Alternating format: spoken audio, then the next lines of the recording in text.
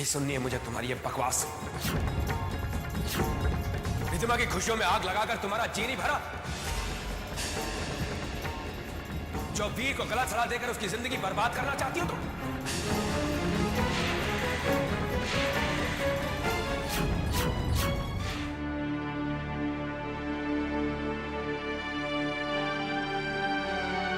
रिधिमा की खुशियों में आग लगाकर तुम्हारा जी नहीं भरा? जो वीर को गला सड़ा देकर उसकी जिंदगी बर्बाद करना चाहती हो तुम? अनुपमा बेटा।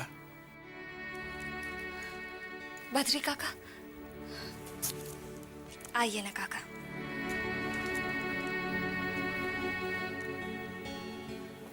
तू कैसी है बेटा? मैं अच्छी हूँ, आप कैसे हैं? ठीक हूँ बेटा। तेरी बहुत याद आती है। बस रात दिन भगवान से यही प्रार्थना है कि तू अपने नए घर संसार में खूब खुश रहे, खूब फूले फले। बेटा, ऊपर वाले के यहाँ देर है अंधेर नहीं। वो दिन बहुत जल्दी आएगा जब इस घर के सारे लोग तेरी कदर समझेंगे।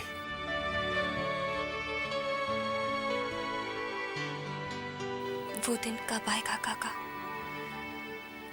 कितने साल बीत गए इसी उम्मीद के सहारे जीते जीते। दिल छोटा मत कर बेटा, हिम्मत रख। चैतन्य का फोन होगा बेटा, उसे मेरा ढेर सारा प्यार देना और आशीर्वाद देना। ठीक है।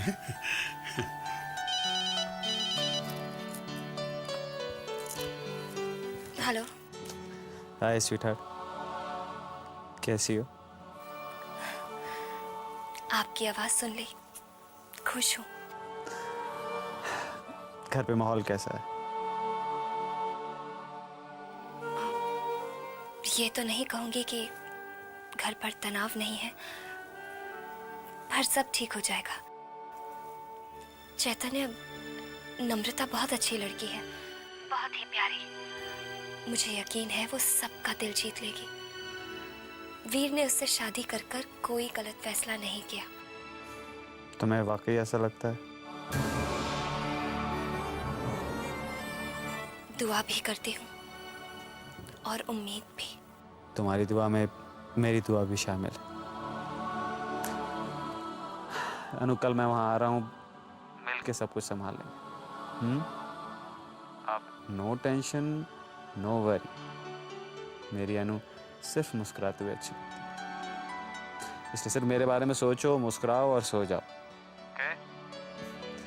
Good night Anu. Sweet dreams. I love you. I love you too Chaitanya.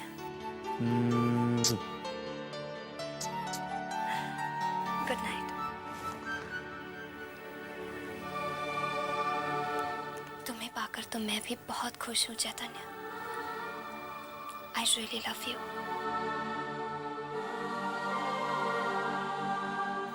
And I really miss you.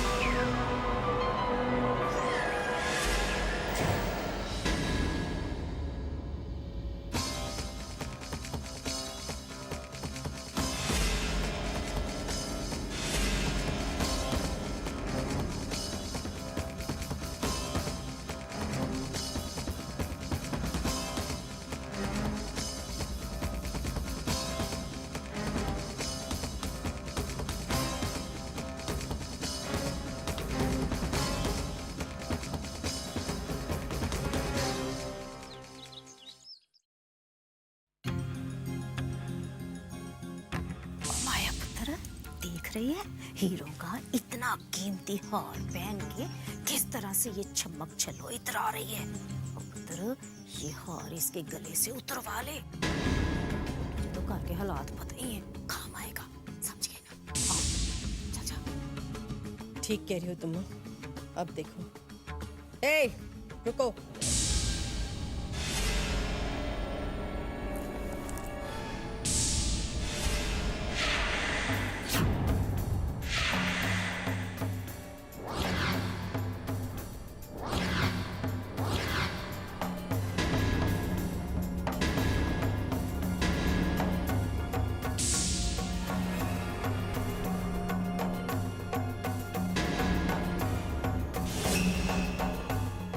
ये जो बेशकीमती हार है तेरे गले पे जरा भी नहीं जचता। तू उतारती है या फिर मैं खींच के उतारूं?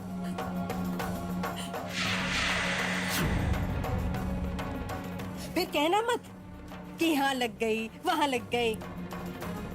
मन नहीं कर रहा उतारने का? हाँ? उतार जल्दी उतार।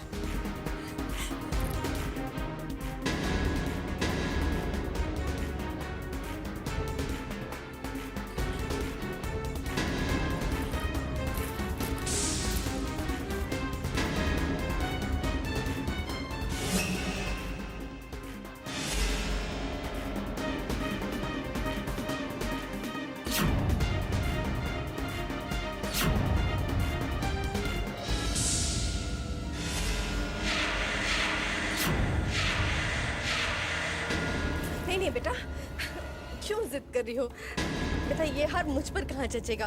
तुम ये हार तुम रखो ना बेटा, तुम पर ज्यादा अच्छा लगेगा। माया, हाँ। ये क्या हो रहा है? अब आप ही समझाइए ना, समझाइए इसे। अनुपमा ने इतने प्यार से डायमंड नेकलेस सेट दिया इसे और ये मुझे दे रही है। अब बस यही समझा रही हूँ कि तुम्हारी ननद ने इतने प्यार से तुम्हें तोहफा दिया है, मैं क्या करूंगी इसका? आप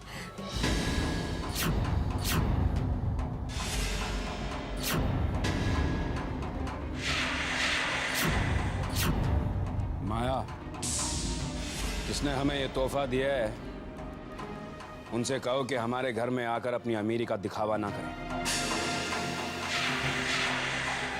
और उनकी दी हुई कोई भी चीज मुझे इस घर में दिखाई नहीं देनी चाहिए। माया, तुमने सुना नहीं मैंने क्या कहा?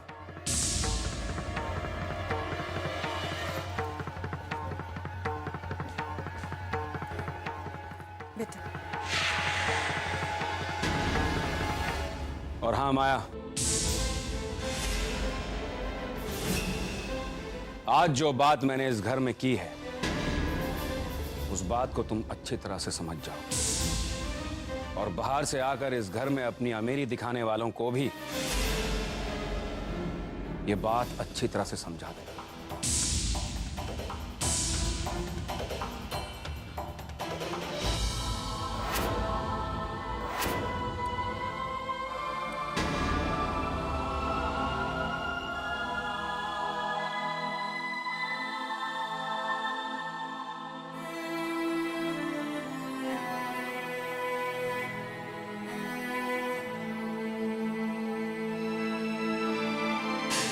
जिसने हमें ये तोहफा दिया है उनसे कहो कि हमारे घर में आकर अपनी अमीरी का दिखावा ना करें।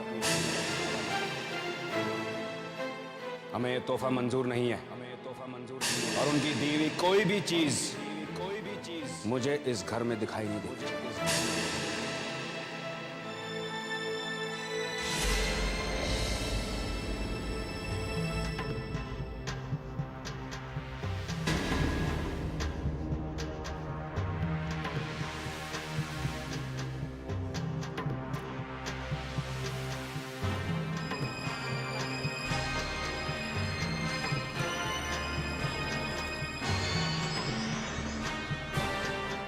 बेटा, मैं जानती हूँ कि तुम्हारे पापा की बातों से तुम्हारा दिल बहुत दुखा है, बहुत तकलीफ हुई है तुम्हें।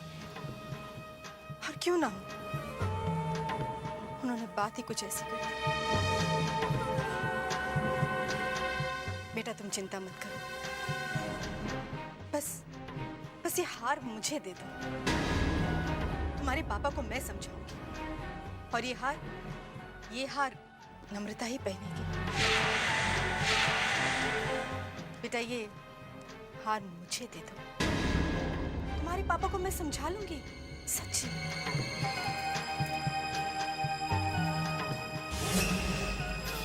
सच माँ, पापा मान जाएंगे? हाँ बेटा, जरूर मान जाएंगे, मैं समझाऊंगी ना उन्हें। बस तू उदास मत हो।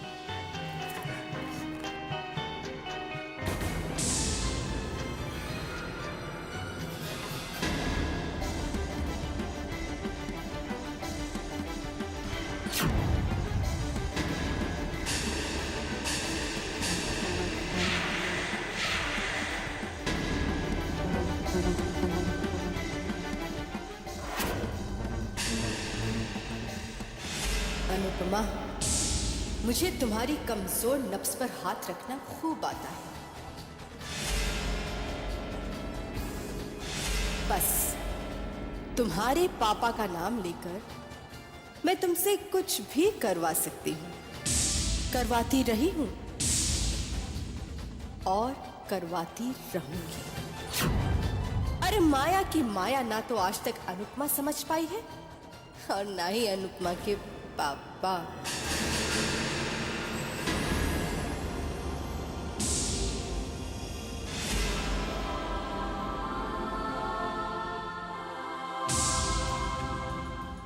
राम राम राम। न माया पुत्र, ये हार तो हीरो का है, सच्ची मुझे बड़ा ही महंगा होगा ना? हाँ माँ, महंगा तो बहुत होगा, मगर मुझे इस बात की खुशी है कि ये हार हमारे पास आ गया। ना वैसे माया पुत्र, एक बात कहूँ, जब से ये मनूस अनुपमा हमारे घर से गई है ना, भाई खाने का ना स्वाद खत्म हो गया। हाँ तो ऐसा कर, 3-4 दिन के लिए आई मरी हुई है ना यहाँ पर, है जरा कुछ अचार मुरब्बे से बनवा ले। वो सच्ची मुच्ची बड़े दिनों से मुंह फिक्का हुआ पड़ा है, वो खाने का स्वाद आ जाएगा ना। हो सब करवा लूंगी माँ, सब करवा लूंगी, तुम चिंता मत करो। बस मुझे थोड़ा सा नाटक करना पड़ेगा। अनुपमा बेटा, बेटा तुम्हारे पापा को फलाना फलाना फलाना चीजें बहुत पसंद है, फिर देखना मिनटों में बना देगी।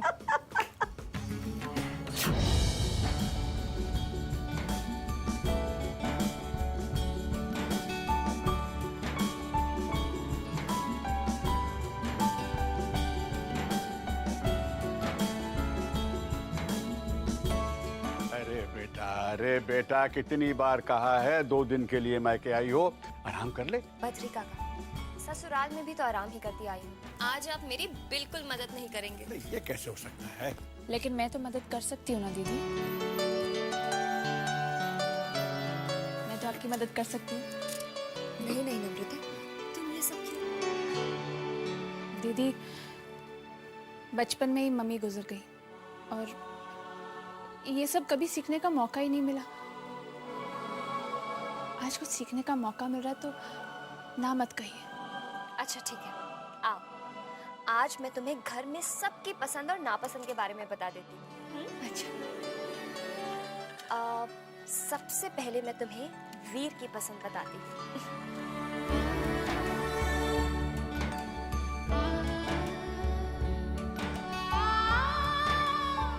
और रिधिमा की पसंद, उसकी तो पसंद बिल्कुल दीदी, दीदी इस घर के सभी लोग मुझे अपना तो लेंगे ना? बोलिए ना दीदी, बोलिए ना।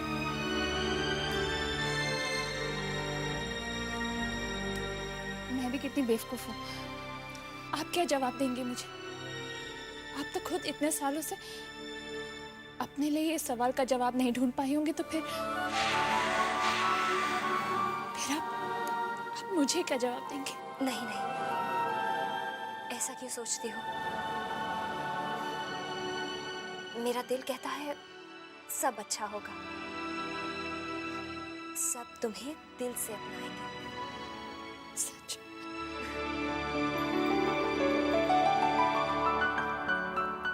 अरे चलिए भाभी, जल्दी जल्दी हाथ चलाइए, बहुत सी चीजें बनानी है। दीदी, आपने मुझे भाभी कहा, मगर मैं तो आपसे छोटी हूँ ना। तो क्या हुआ, मैं आपको भाभी नहीं बुलाऊंगी तो और किसे बुलाऊंगी? जल्दी जल्दी खाना।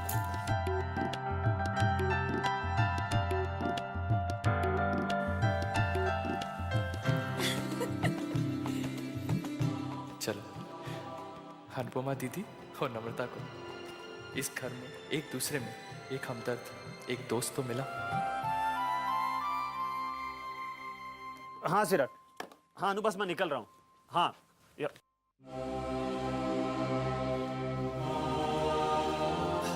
माँ, मैं अनु से मिलने जा रहा हूँ, अब वीर और बाकी सबसे भी।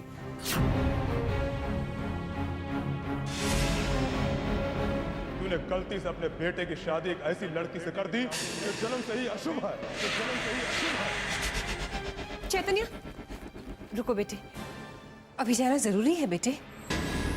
मेरा मतलब है इतनी रात हो गई है, मौसम भी खराब है, कल सुबह चले जाना।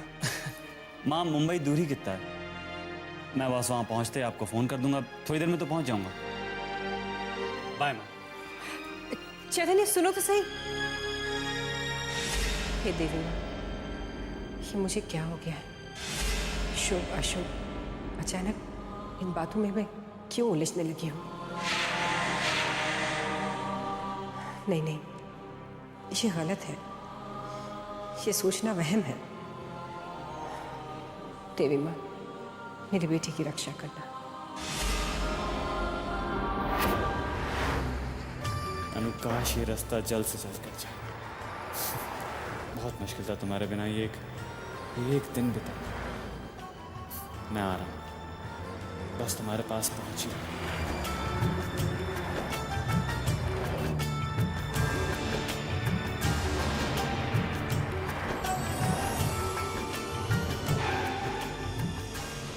अरे साहब साहब साहब, महाबली में एक लड़की का तबीयत बहुत खराब है साहब। वो बहुत बीमार है साहब, उसको डॉक्टर के पास नहीं ले जाऊंगा तो वो मर जाएगी साहब। जी मैं साहब मदद कर दीजिए साहब, उसको आगे गांव में डॉक्टर रहते हैं, वहाँ तक छोड़ दीजिए साहब। साहब दया करिए साहब, सहायता करिए साहब। चलिए साहब, चलिए छोड़ दीजिए साहब, चलिए।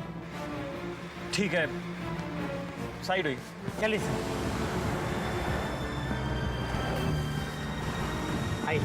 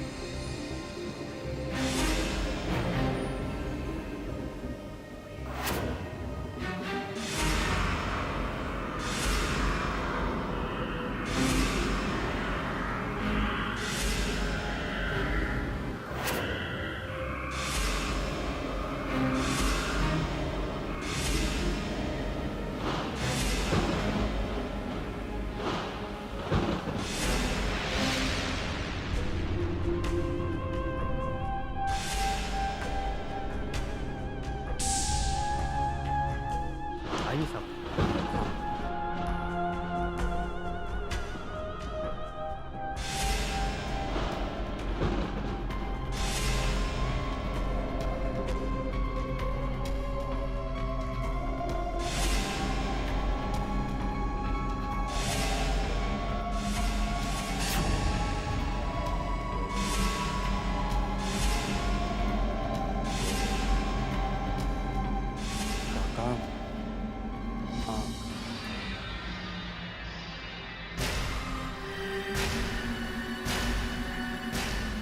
बहुत देर कर दी साहब आपने आने में।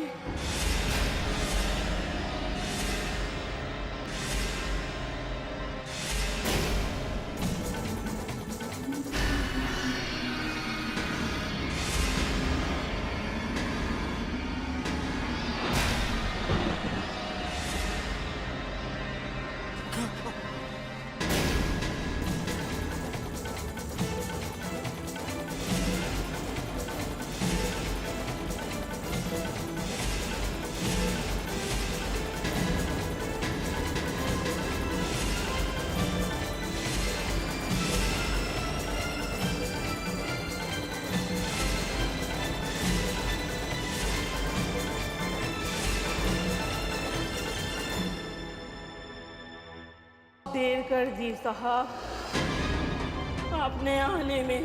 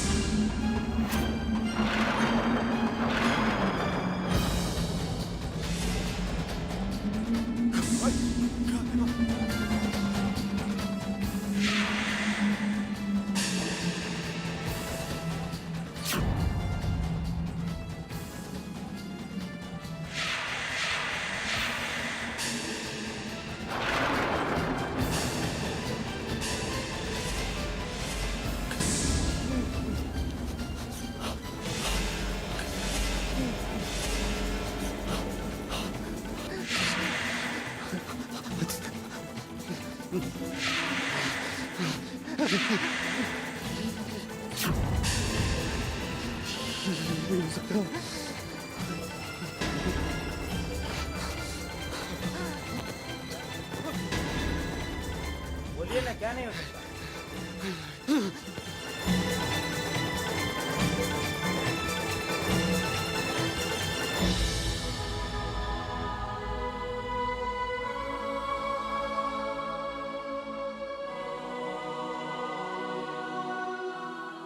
मैं चैतन्य का आज ऐसे इंतजार कर रही हूँ जैसे बरसों के बाद मिल रही हूँ।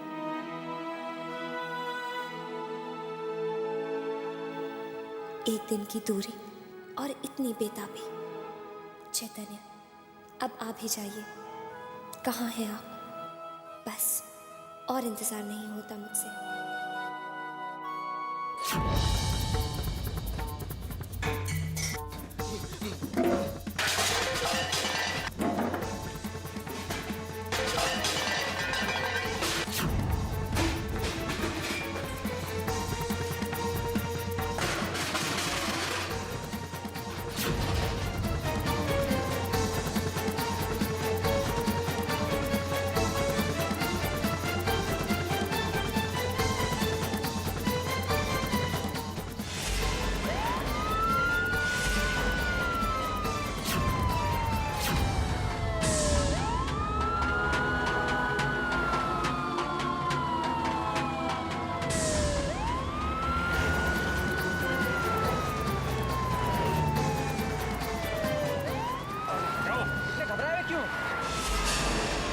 आप इतनी तूफानी रात में कहाँ जा रहे?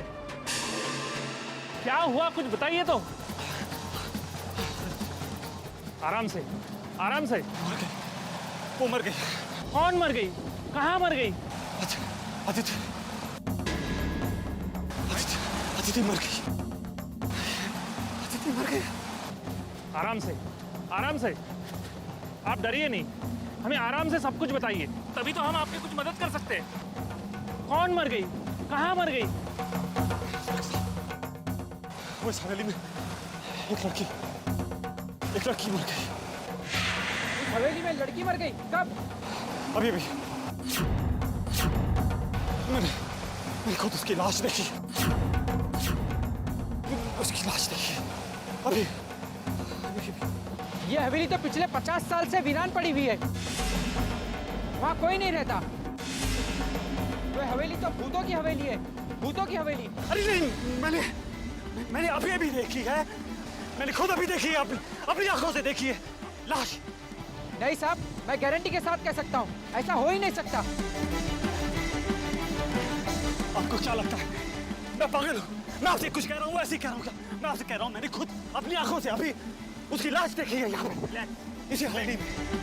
नहीं साहब, मेरा कहने का मतलब ये है उस हवेली में कोई नहीं रहता साहब। ऐसा कैसे हो सकता? आप मेरे साथ आइए। चलिए चलिए, दिखाइए कहाँ है ला? कहाँ देखिए ला? चलिए मेरे साथ आइए।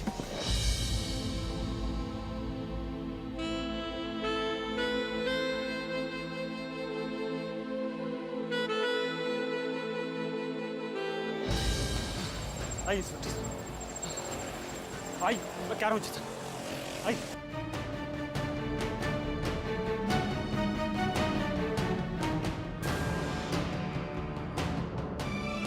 कहाँ देख ले? दिखाइए। चलिए दिखाई कहाँ देखी लाश? दिखाई कहाँ देखा आपने? दिखाइए दिखाइए। चल मैं दिखाता हूँ। हाँ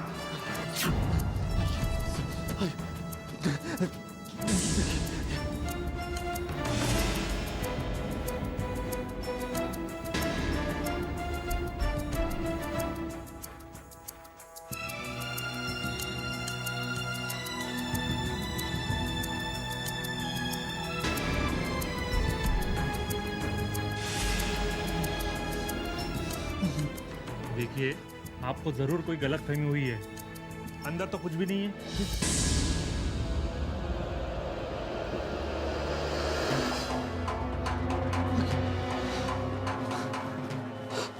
इंस्पेक्टर साहब, ये कैसे हो सकता है? ये कैसे हो सकता है? इंस्पेक्टर साहब, वो आदमी मुझे मेरी गाड़ी में रोक के मुझसे कहा कि उसकी कोई लड़की इस हवेली में बीमार है, उसको मदद चाहिए। मैं यहाँ पे मदद करने आया तो देखा वो उसकी लाश वो मरी पड़ी थी यहाँ पे। उसकी लाश यहाँ पड़ी थी। इंस्पेक्टर साहब, उसकी लाश यहाँ पड़ी थी।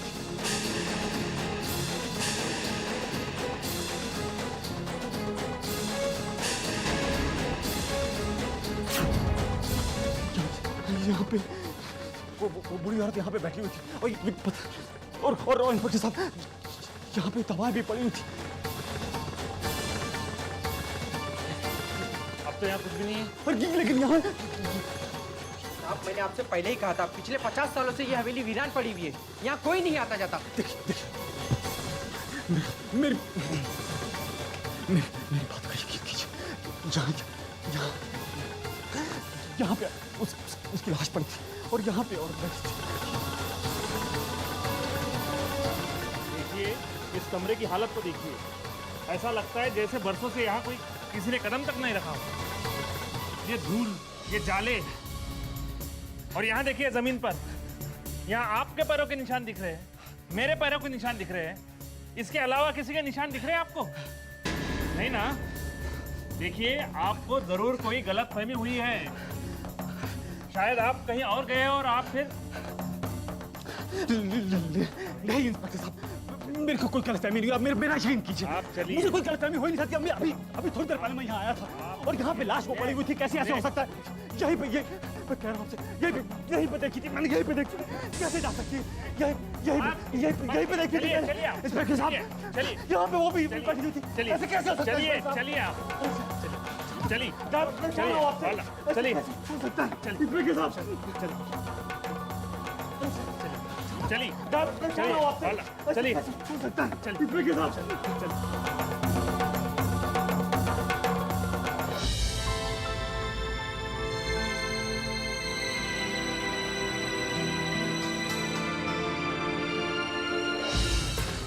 रिलैक्स। नहीं ऐसा कैसे? रिलैक्स। मैं खुद प्लीज जब मैं अंदर आराम से। नहीं मैं आराम। मैं कह रहा हूँ आपको, शांत हो जाइए। मैं कहता हूँ इंस्पेक्टर साहब, आइए। हो सकता है वहाँ पे कोई जरूरत नहीं है। रिलैक्स, आप शांत हो जाइए।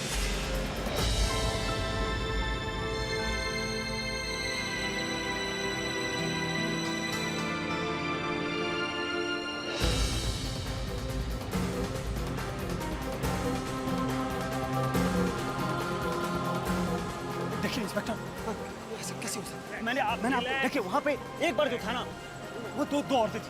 तो देखिए आप इनको समझाइए। कोई नहीं है वहाँ पे। अरे मैं कह रहा हूँ आपसे, वहाँ पे अरे भाई आप एक बार और देखते। वहाँ पे ना दो औरतें थी। मैं आपसे कह रहा हूँ, और अचानक देखने को जब वो देखते ही वैसे तो कैसे? मैं आपसे कह रहा हूँ।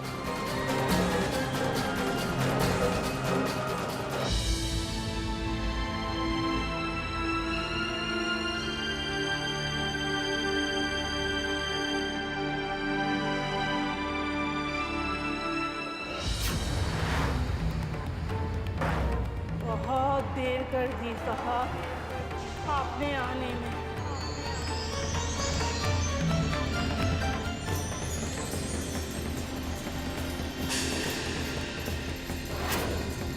वो हवेली तो भूतों की हवेली है, भूतों की हवेली।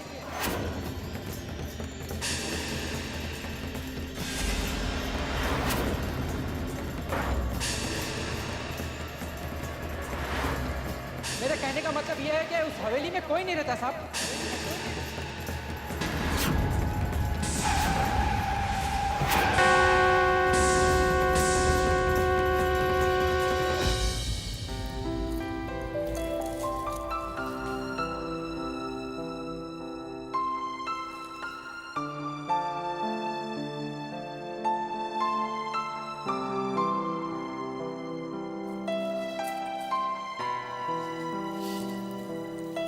चैतन्य अभी तक आए क्यों नहीं? लगता है मौसम ठीक ना होने की वजह से देर हो गई होगी।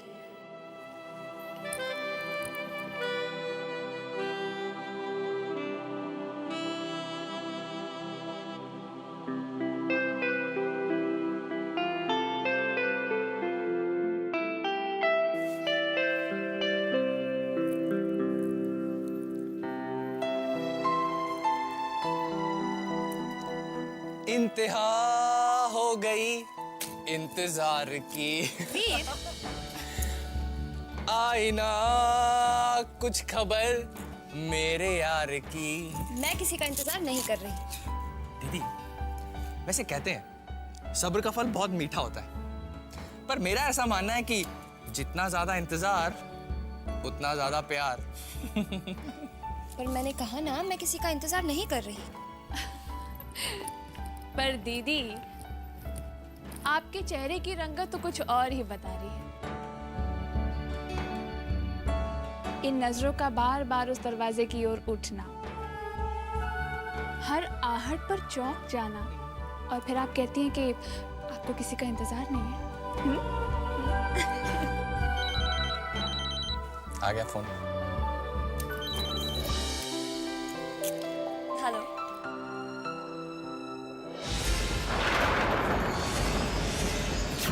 क्या?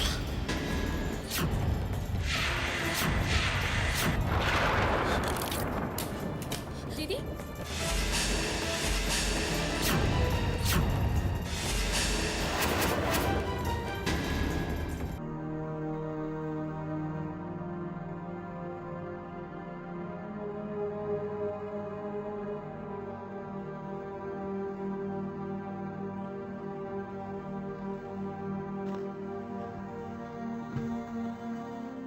कोई चिंता की तो बात नहीं है डॉक्टर साहब। मैंने इंजेक्शन दे दिया है, रात भर आराम करेंगे तो बेहतर फील करेंगे। मैं कल फिर आऊंगा इन्हें देखने।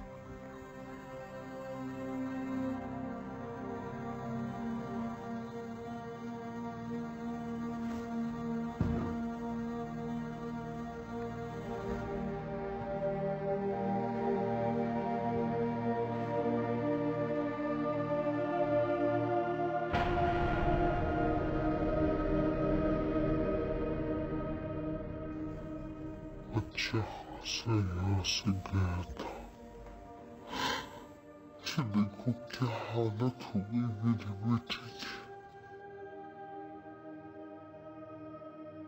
आशा हमारी बात का बुरा मत मानिएगा।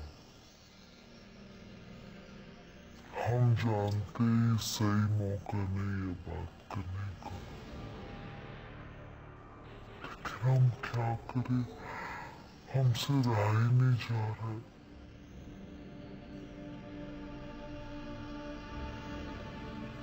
एक्चुअली चैतन्य भाई साहब की जो हालत है ना,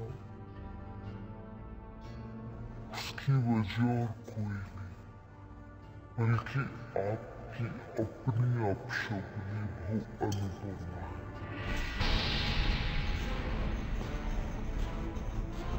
उसी की वजह से सब कुछ हुआ।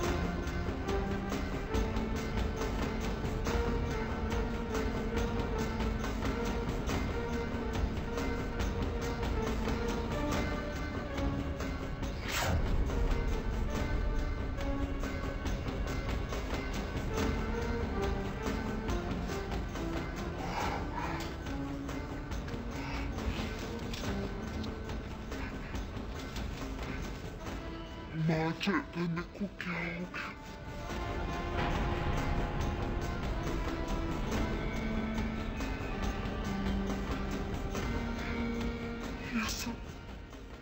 ये सब कैसे हो गया? माँ वो ठीक तो है ना?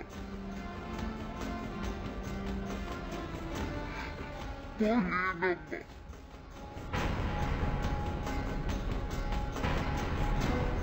माँ। मेरे पास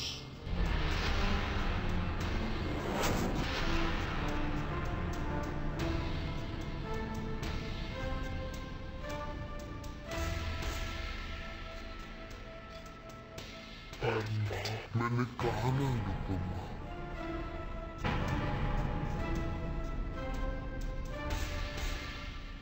तुम थक गई होंगी,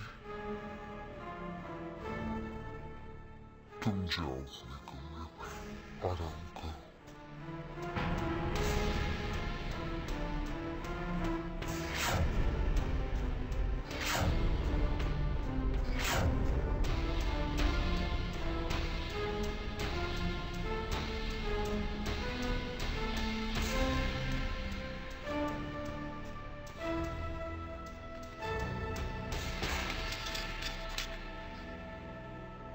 अच्छा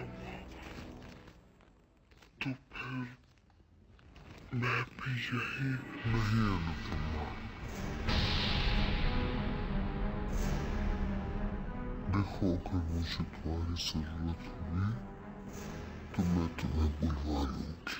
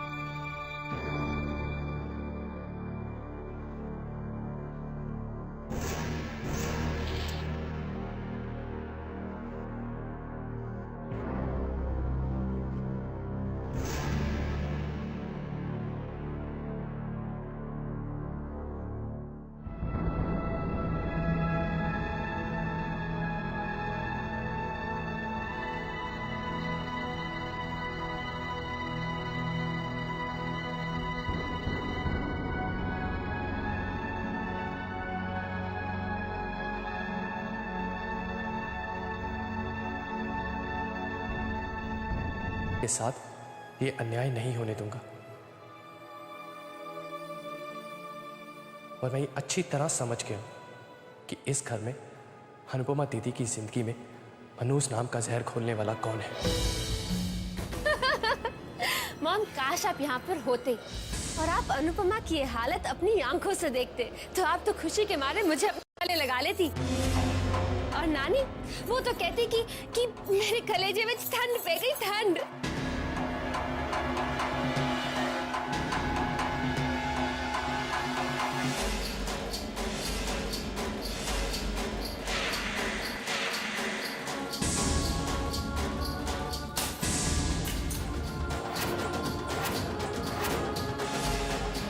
क्या हुआ वीर? क्यों, तुम्हें समझ नहीं आ रहा?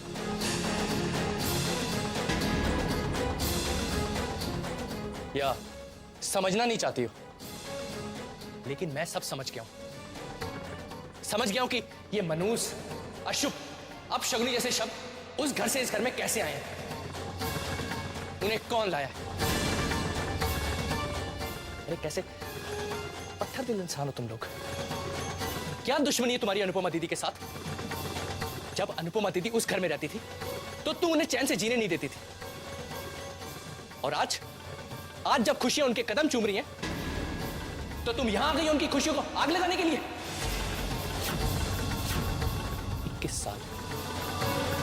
21 साल हो गए अनुपमा दीदी को दुख झेल झेल कर।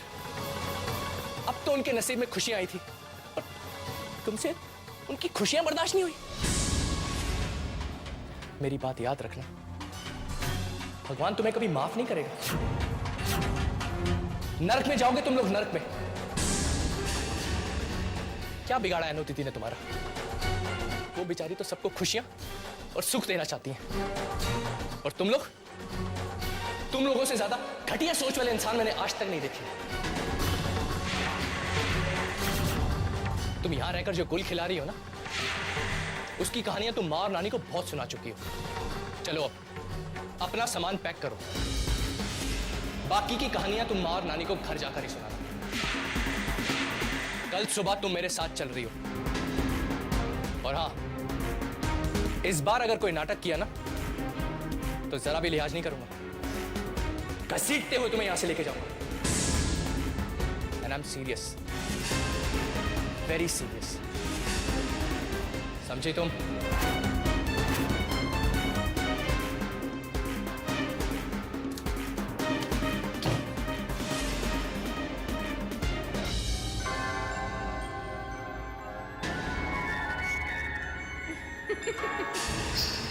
मेरे पास आओ, आओ ना चैतन्य।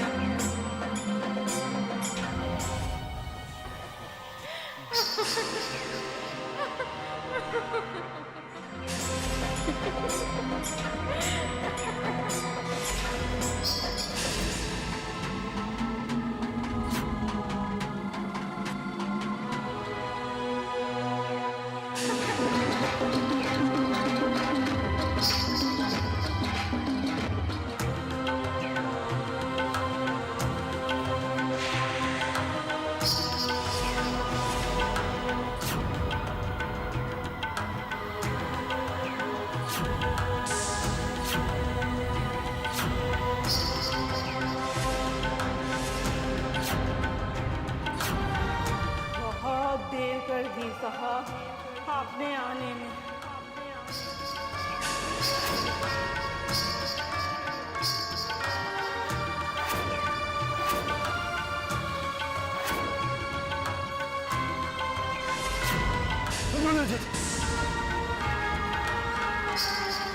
चैतन्य,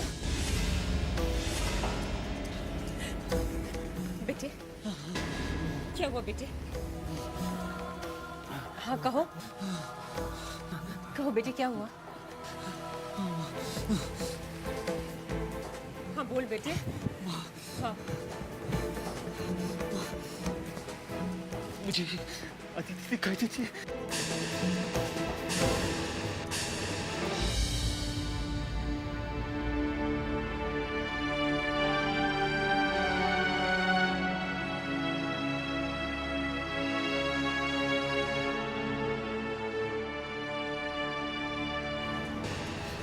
बेटे, जो इस दुनिया में नहीं है वो तुझे कैसे देख सकती है?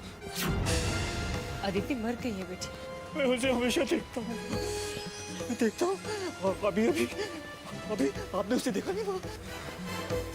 वो यहाँ आई थी, अभी आई थी। वो हमेशा आती है, वो यहाँ आई थी। नहीं बेटे, तुझे अदिति नहीं देख सकती। बार बार दिखाई देती। शायद मुझसे बहुत नाराज है। मैंने उसे बुला दिया ना, मैंने उसे बुला दिया ना। चैतन्य, मेरी बात सुन बेटे। अदिति तेरा अतीत है, वो गुजर चुकी है। अनुपमा तेरा आज है। तेरी जिंदगी भर की खुशियां अब अनुपमा के साथ जुड़ी है।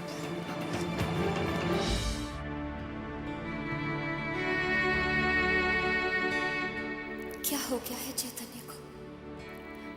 सब समझते हैं मेरे मनहूस होने की वजह से ये सब हुआ है। यहाँ तक कि माँ भी यही समझ रही है। उनके चेहरे से साफ नजर आ रहा था। माँ भी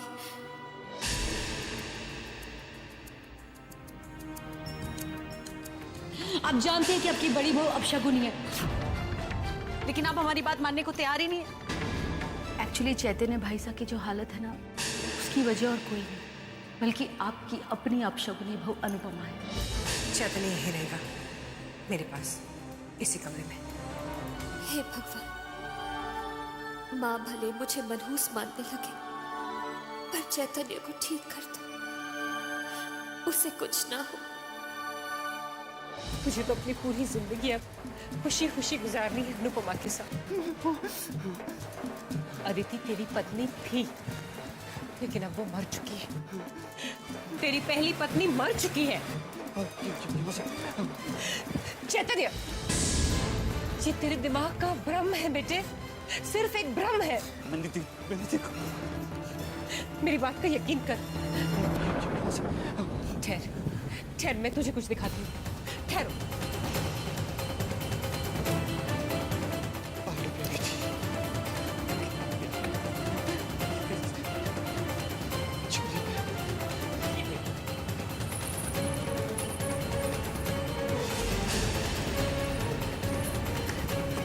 ये देख बेटे, ये तस्वीरें देख। ये तुझे याद है, ये जब तुम लंदन गए थे तब, याद है ना? और ये तुम्हारी शादी की फोटो। अदिति, माँ अदिति। और तुझे याद है ये सारे लेटर्स? देख, ये कंगन देख। माँ ये तो अदिति के कंगन। हाँ बेटे, और ये उसे कितनी पसंद थी ये पायल।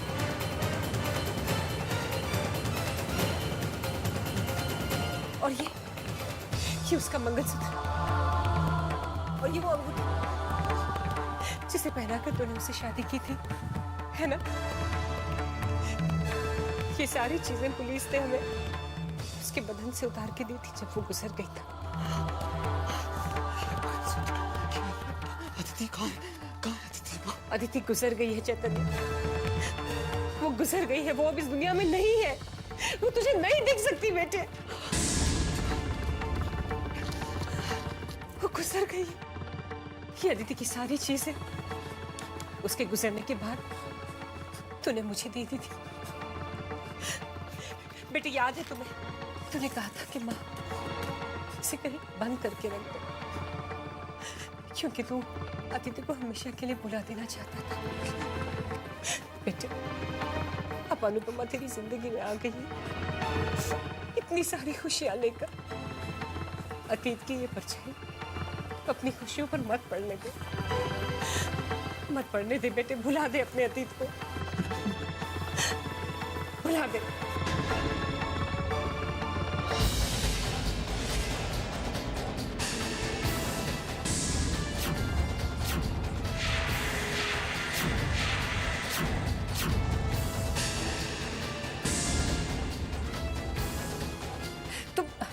तुम यहाँ क्या कर रही हो? मैंने तुमसे कहा था ना जाकर आराम करो। माँ, मैं ये दवाई लेकर। नहीं चाहिए।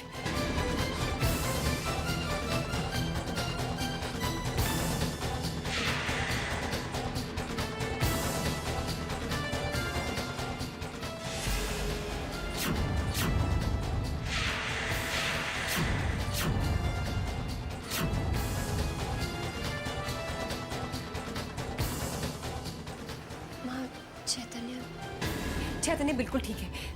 तुम एक काम करो, उसके लिए गरम गरम सूप लेकर आओ। सूप? इस वक्त? मैंने कहा ना, उसके लिए गरम गरम सूप लेकर आओ।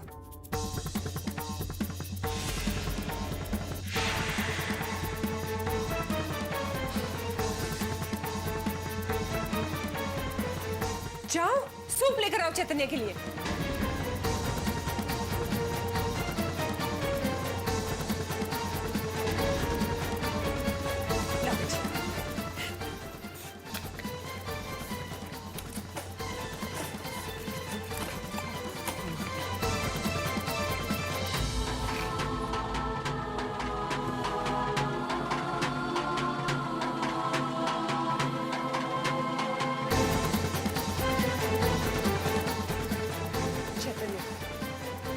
मेरी बात सुन बेटी, कभी गलती से भी अनुपमा के सामने अदिति का नाम मत लेना। अदिति तेरी पहली पत्नी मर चुकी है। अनुपमा के सामने कभी उसका नाम नहीं लेना बेटे, कभी उसका नाम नहीं लेना।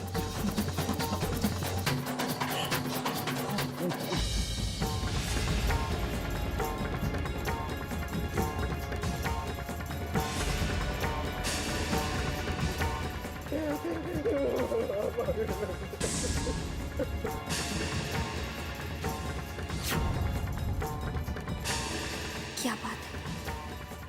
कुछ तो है, कोई बहुत बड़ा राज है जो माँ मुझसे छुपा रही है। पर क्या है वो राज, वो बात?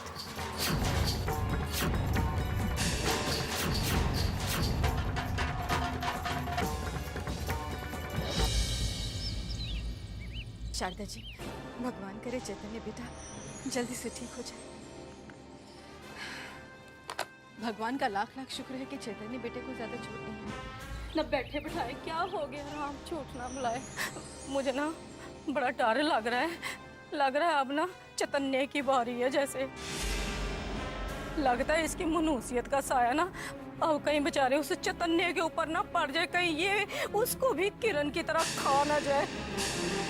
बस एक शब्द और मत कहना।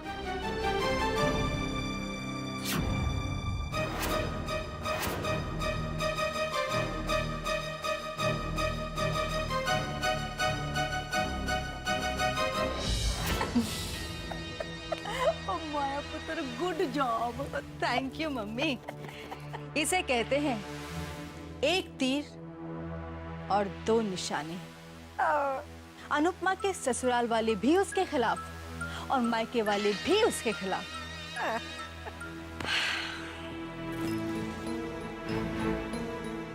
अनुपमा को जिंदगी भर दुखी रखने की जो मैंने कसम खाई थी, लगता है बहुत जल्द पूरी होने वाली है। क्योंकि चिंता करने वाली कोई बात नहीं। चैतन्य अब बिल्कुल ठीक है। थैंक यू डॉक्टर साहब। मैं चलता हूँ। नमस्ते।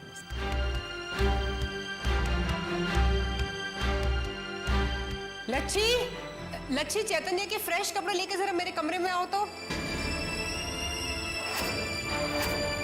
रात को दीदी के साथ जो भी हुआ वो नहीं होना चाहिए था।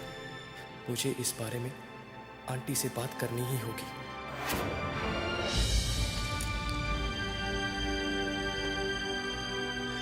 आप जल्दी से ठीक हो जाइए, फिर मैं आपकी मनपसंद की चीजें बनाऊंगी, जो भी आप कहेंगे।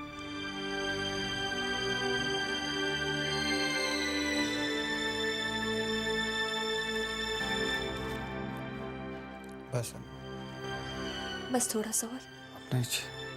नहीं, थोड़ा तो और आपको खाना ही पड़ेगा। बस 2 चम्मच और, मेरी खातिर प्लीज। नहीं।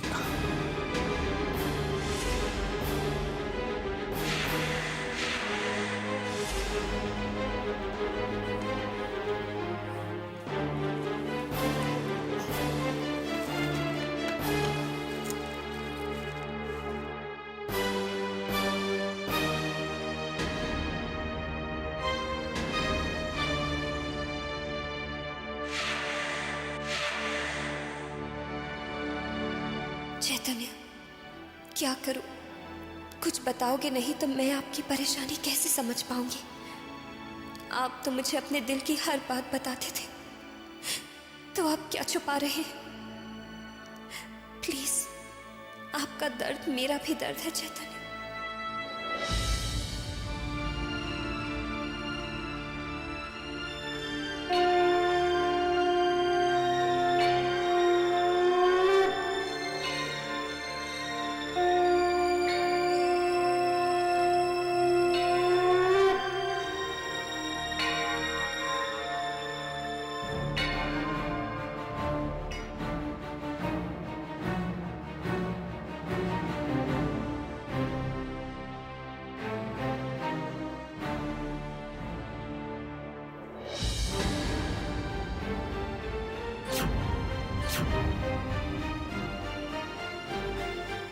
आंटी, जाने से पहले आपसे कुछ मांगना चाहता हूँ। कहो। आंटी, अनुपमा दीदी की किस्मत बहुत अच्छी है कि उन्हें आपके घर की बहू बनने का सौभाग्य मिला। आप जैसी सास, चैतन्य जीजू जैसे पति। मैंने अपनी दीदी के लिए हमेशा इन खुशियों की दुआ की थी। और आंटी, भगवान से एक दुआ और मांगा करता था कि उनके मायके में उनके नाम के साथ जो अपशुगनी शब्द जुड़ा हुआ है, उसका साया उनके ससुराल पर ना पड़े। मैं आपसे हाथ जोड़कर विनती करता हूं, मेरी अनुपमा दीदी को अशुभ मत समझिएगा। इस घर में उनके माथे पर अशुभ का दाग मत लगाइए। भगवान ने इस दुनिया में मेरी दीदी जैसे इंसान बहुत कम बनाए हैं। लोग मेरी दीदी के बारे में क्या कहते हैं, क्या सोचते हैं, इससे मुझे कोई फर्क नहीं पड़ता। लेकिन प्लीज आप और चैतन्य जीजू मेरी दीदी को अशुभ मत समझिए, उन्हें अपशुगनी मत समझिएगा आंटी। प्लीज मेरा विश्वास करो वीर, मैं तो इन बातों में यकीन ही नहीं करती। तो फिर आप में? मैं भी चैतन्य को अनुपमा से दूर नहीं रखना चाहती, पर मजबूर हूँ। मैं नहीं चाहती कि इस हाल में चैतन्य के मुंह से अनुपमा के सामने अदिति का नाम निकल जाए। उस नाम की वजह से अनुपमा के दिल में जो सवाल उठेंगे, उन सवालों का जवाब हम नहीं दे पाएंगे।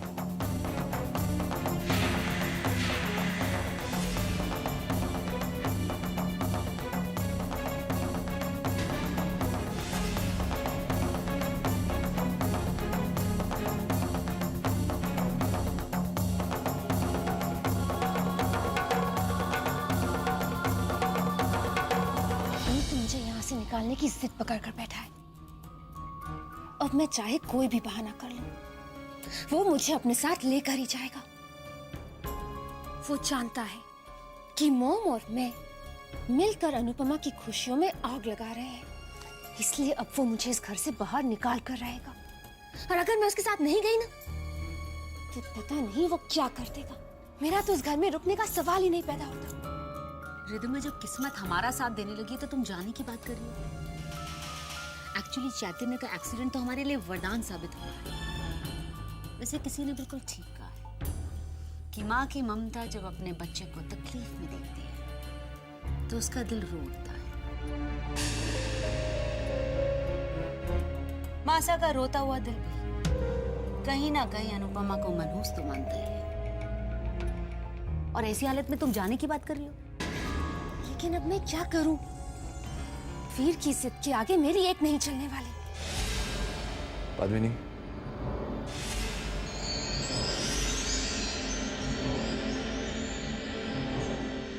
अगर रिद्धिमा जाना चाहती है तो उसे जाने दो।